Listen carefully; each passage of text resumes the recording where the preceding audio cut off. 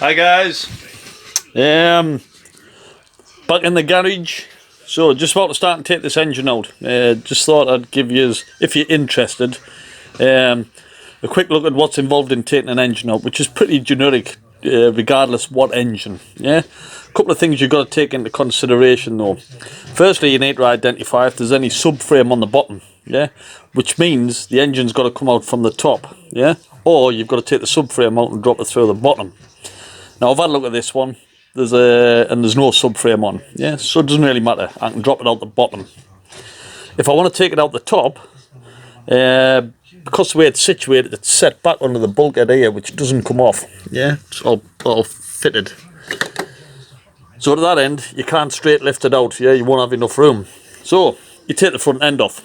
Normally I take the front end off anyway. Yeah, it's just a lot easier to get all the parts, etc., as well as a lot easier to get the engine out. A little bit more time and effort, but it's not really that difficult and time consuming. Yeah, based on weighing up the time saving against leaving all that in. Yeah, it's just a non-starter. Get it off and get it out the way. So first thing we do, once we identify that, drain the coolant. So you can open the tap on the bottom of the radiator, start draining the coolant. Once that's done, yeah, disconnect the battery. Yeah, first and foremost. Not too bad for me because I've got VCDS, so any warning lights that come on because of disconnected cables, I can reset. But it's good practice, yeah, so you don't get any shorts anywhere, to disconnect the battery. Once the battery is disconnected, yeah, then I can start taking off all of this first. Yeah, battery out, battery casing, airbox, any ducting.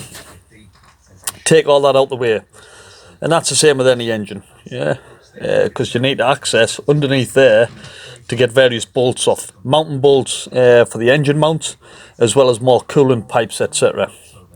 So that's that side. Once all that's done, yeah, obviously I'll take the engine cover off, and that's it. So start on here. I can take all the fuel lines off from the rail.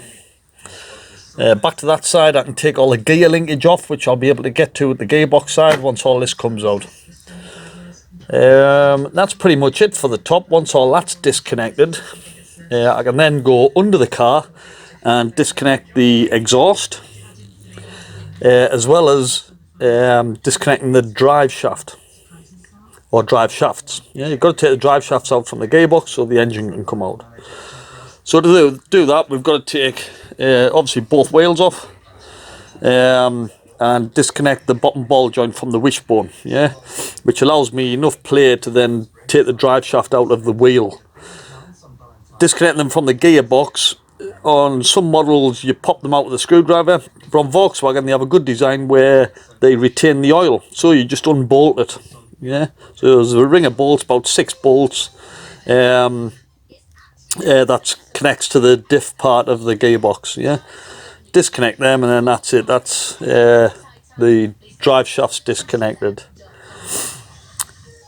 Then it's a case of taking the bonnet off. Got to take the bonnet off so I can get my electric winch down.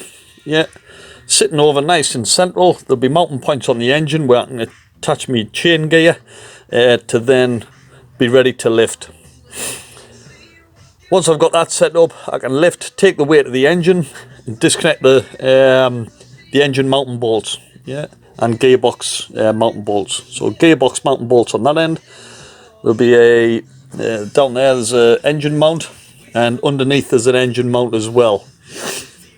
Once all they're disconnected, that's it.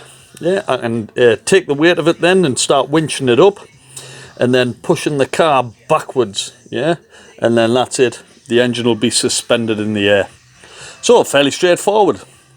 On the face of it, it is. It's just time consuming, obviously.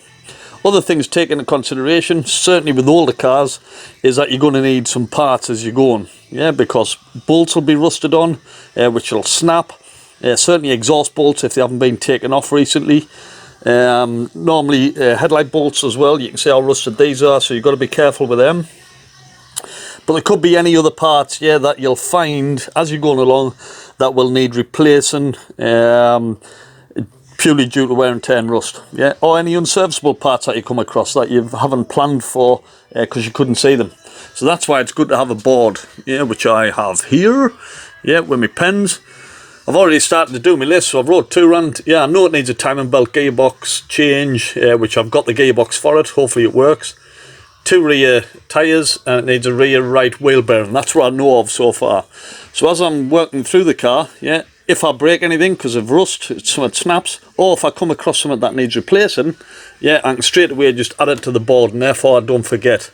Once the engine's out there, and I can look at my list, make sure I do everything on the engine before I put it back in, yeah, which is going to save me time later thinking, I forgot to do that, etc, etc. So it's always good to have a whiteboard, or a pen and paper if you haven't got a whiteboard, yeah. Right, enough. I'll crack on now, starting to drain the coolant and doing everything as I said in order. Keep tuned in for further updates. Bye. Morning guys, up bright and early. As you can see, gearbox is out. Camera keeps going out of focus. It's probably dirty lens or something. Dirty lens. So there's the gearbox on the deck. Another problem now. You have a look at the clutch plate. You can see on there, it's got one of the fingers missing on the clutch release plate. God knows where it's gone. Might be rattling about in the bottom of the clutch. I'll take that clutch off and see if it's there.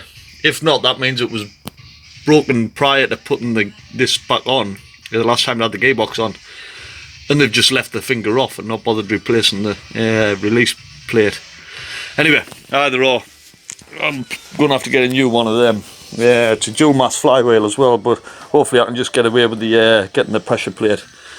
Yeah, so gearbox, just need to swap some bits over on that. The probably new one if I can get past. He's the one that's going in. Hopefully this works. The guy said that he got it from somebody who said it was a working gearbox. But time will tell. I'll put it on and check it. If it doesn't work, it's got to come back out. So all that work again. To be honest, I'll be able to check it probably halfway through putting the whole thing back together. So I'll not assemble everything. I'll leave the drive shafts off. Put the gearbox on.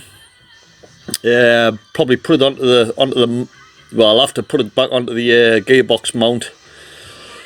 And that's pretty much it. I should be able to run it up then.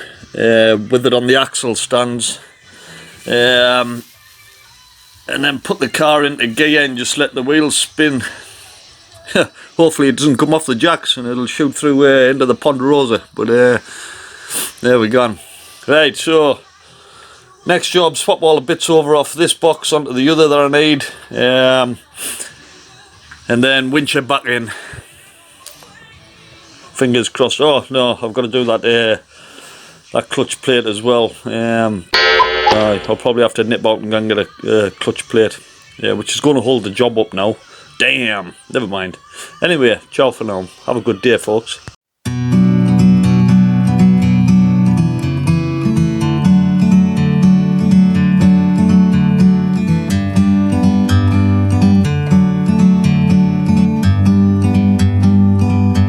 Like a bird on a tree,